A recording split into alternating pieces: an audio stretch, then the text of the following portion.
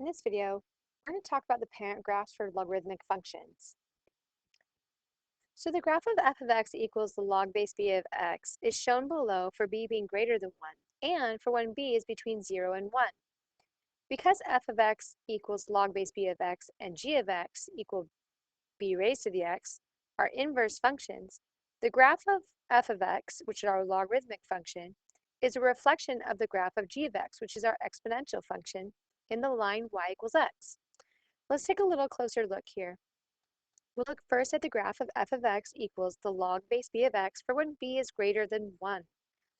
So here, if we take a look at our exponential function, we remember that we have the point 0, 1 that is always part of our graph. So when that reflects to our logarithmic function, that's going to turn into 1, 0. Now another important point that appears on exponential functions is 1, our base. And that function, or that point rather, will also occur on our logarithmic function at the base, 1. When b is between 0 and 1, take a look at how the graph changes with our graph to the right. Notice that now our exponential function and our logarithmic function will intersect or cross as they go through our y equals x line of reflection. So again, just like before, we have our exponential function, which has the point 0, 1, and our logarithmic function, which has the point 1, 0. Just as when b is greater than 1, we also have an extra point that will be there for our exponential functions, 1, b. But in this case, because our b for the exponential is a negative, or not our b rather, but our x is negative, it gives us a negative 1, b. And how that's going to reflect in our logarithmic function is that we'll have a b, negative 1. And that will help us as we're graphing and sketching things by hands. So note that the y-axis is a vertical asymptote of the graph for the logarithmic function. And the domain of the logarithmic function is where x has to be greater than 0. And the range is all real numbers.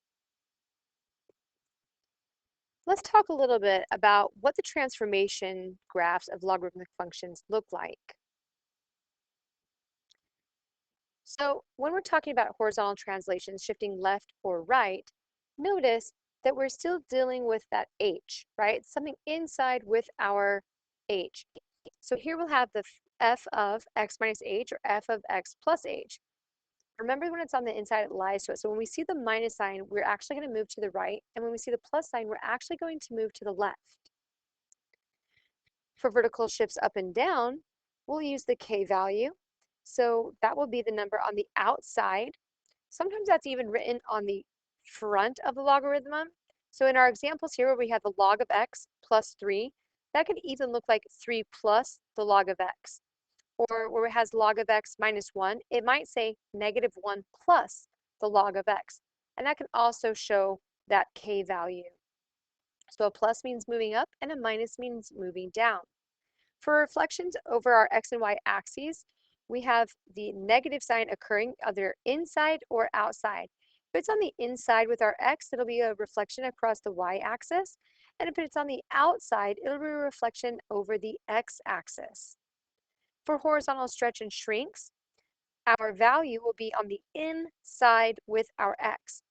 If it is a number that is larger than 1, then we're going to be shrinking by a factor of the reciprocal of our a value. If our number is between 0 and 1, then we're going to be stretching by the reciprocal of that factor. Our vertical stretch and shrinks will take place outside of our function. Notice that it's not a 5 plus, it's a 5 times the log of x, or a 2/3 times the log of x.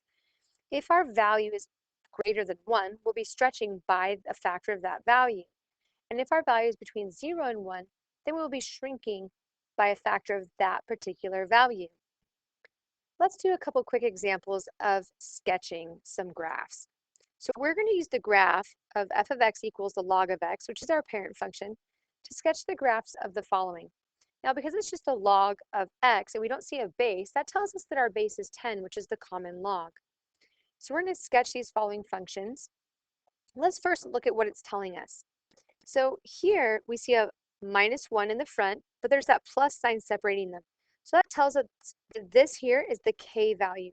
So we're going to be going down 1. So let's graph the parent function of our log value. So we'll graph our f of x equals log of x. We'll graph that in red so it's easy to see. Remember that before we talked about how we're going to have the point 1, 0 and b, 1. So we'll graph our point at 1, 0, and then our b is a 10. So 10, 1 is going to be way out here somewhere. So as we come through to graph our parent function, we're going to come up and we're going to take a pretty sharp turn to get there. So this is going to be our f of x. So if we're moving down 1, then our point isn't going to be at 1, 0. Rather, it's going to be at negative 1, negative 1. Because remember, we're just moving it down. And so now we're going to move through here, come up, and now we have our g of x. Let's take a look at part b. Here we have the log of x plus 3. Because our 3 is on the inside, that is our h value. And we see the plus, that tells us that we're going to move to the left 3 units. So let's graph our parent function first. So we'll graph our point at 1, 0. We'll graph that parent function. So that's our f of x. And as we go to graph this other one, we're going to take that 1, 0, and we're going to move it 3 points to our left. So we're going to go 1, 2, 3, and we're going to go ahead and we're going to put that point. Now remember that our next point is supposed to be at b, 1, which in this case is 10, 1. So 10 moves away from our point. So if we try and move 10 points away from this, let's see if we have enough. 1, 2, 3, 4, 5, 6, 7, 8, 9. Ooh, so close, because that's where our point would be. So if we leave that point kind of marked as a guide, then we're able to use that to our advantage. Now, what's going to happen here is our asymptote of the y-axis is going to move, and that's going to become a -3, and we know that because of our h value. So this is going to be, so -3 is the new vertical asymptote, right? So our new vertical asymptote is x equals -3. So we know this is going to be the asymptote. So as we graph that, we're going to go ahead and come up. We're going to come up and try and get to that point. And now we have our g of x.